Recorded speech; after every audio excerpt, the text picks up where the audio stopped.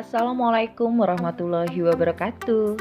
Hi nice students, welcome back to my class. How do you feel today? I hope you feel healthy, happy, and wonderful. Hai anak-anak yang baik hatinya, selamat datang kembali ke kelas Mem Yosi. Bagaimana perasaannya hari ini? Mem selalu berharap anak-anak semuanya bahagia, sehat, dan luar biasa. Today, we are going to continue our lesson in chapter 8 with the title They Are Made in Indonesia. Hari ini kita akan melanjutkan pembelajaran kita di bab ke-8 yang berjudul Mereka Dibuat di Indonesia. In this chapter, we will learn how to use sentences in the passive voice to describe objects.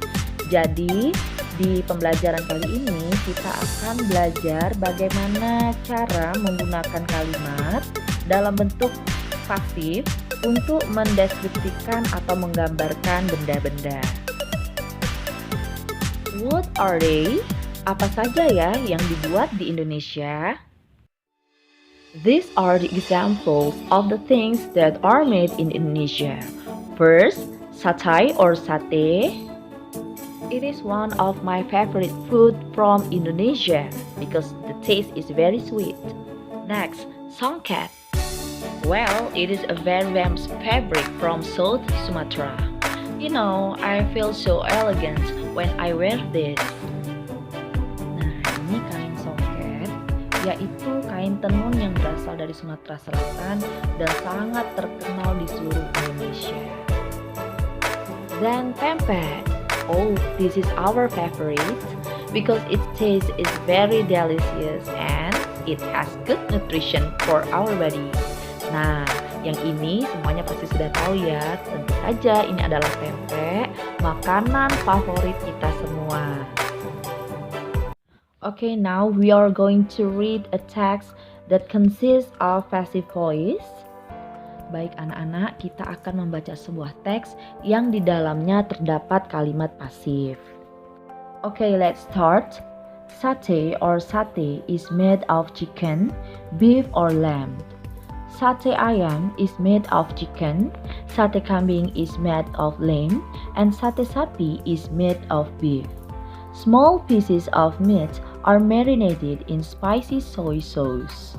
Some pieces of well-marinated meat are skewered. Then on skewers, satay is grilled over very hot charcoal. It is served with peanut sauce or soy sauce. Baik anak-anak, kita akan terjemahkan bersama ya. Jadi kalau anak-anak perhatikan di dalam teks tersebut ada kata-kata yang bercetak tebal. Itulah kalimat yang kata kerjanya menandakan kalimat pasif ya. Ayo kita artikan dulu. Sate terbuat dari daging ayam, daging sapi, atau daging kambing. Sate ayam is made of chicken. Nah, lihat is made ini artinya dibuat atau terbuat. Jadi sate ayam terbuat dari daging ayam, sate kambing dibuat dari daging kambing, dan sate sapi terbuat dari daging sapi. Small pieces of meat are marinated in spicy soy sauce. Potongan-potongan daging yang kecil itu dibumbui di saus kecap yang pedas ya nak ya. Jadi are marinated itu artinya dibumbui, bisa juga artinya diasinkan ya. Maksudnya tapi kalau di sini memang lebih cenderung ke dibumbui, marinated. Nah, itu ciri-ciri dari passive. Kemudian some pieces of well marinated meat are skewered. Potongan-potongan kecil yang sudah dimarinasi dengan baik kemudian ditusuk nak ya. Then on skewers, kemudian setelah ditusuk itu sate is grilled over very hot charcoal. Satenya dipanggang di atas bara api yang sangat panas. It is served with peanut sauce and soy sauce. Kata it di situ menjelaskan sate. Jadi satenya disajikan dengan saus kacang ataupun saus kecap. Mem ingatkan sekali lagi anak-anak. Jadi dalam teks tersebut ada kata-kata yang bercetak tebal, is made, are marinated, is grilled or are skewered, and then it is served, itu menunjukkan ciri dari kalimat pasif ya. Dalam bahasa Indonesia kalimat pasif itu kata kerjanya mempunyai imbuhan di atau ter ya. Jadi dibuat, dibumbui, dipanggang. Baik anak-anak, kita akan belajar cara membuat kalimat pasif. Dalam hal ini Mem akan mengajarkan dari langkah yang paling mudah, yaitu dalam bentuk simple present tense ya. Jadi di sini rumus yang kita bisa pakai adalah subject plus to be is MR, nanti ini bisa disesuaikan dengan subjeknya, tergantung subjeknya ya nak ya, plus past participle or verb 3. Nah past participle ini apa sih Mem? Past participle ini adalah kata kerja bentuk ketiga. Nanti bisa dilihat di kamusnya ataupun bisa browsing internet. Oke? To be yang akan dipakai itu disesuaikan dengan subjek ya nak ya. Jadi kalau to be is, it is for singular subject atau untuk subjek yang tunggal. Contohnya bisa she, he, atau it.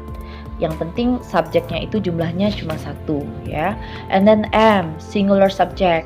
Nah ini juga am ini digunakan untuk subjek yang tunggal atau yang jumlahnya cuma satu tapi khusus I atau saya ya dalam bahasa Indonesianya. And then are, plural subject. Nah ini are ini digunakan untuk subjek yang jumlahnya lebih dari satu atau jamak. Nah dalam hal ini bisa juga contohnya misalnya they, mereka, we, kami, you, atau pokoknya subjeknya harus lebih dari satu ya nak ya. First example, contoh yang pertama, misalnya mau membuat kalimat pempek terbuat dari ikan dan tepung tapioka. Dalam bahasa Inggrisnya, pempek is made of fish and tapioca starch.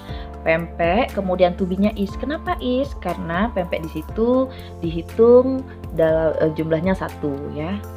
Kemudian diikuti dengan kata kerja bentuk ketiga. Di situ adalah made ya. Jadi kata kerja bentuk pertamanya apa Mem?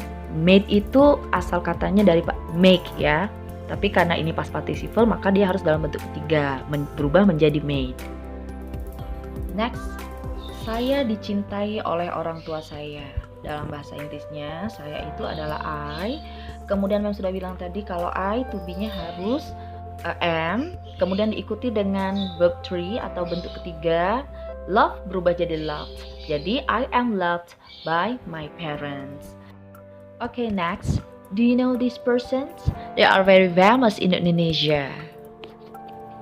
Ayo anak-anak, kenal tidak dengan gambar-gambar bawah ini?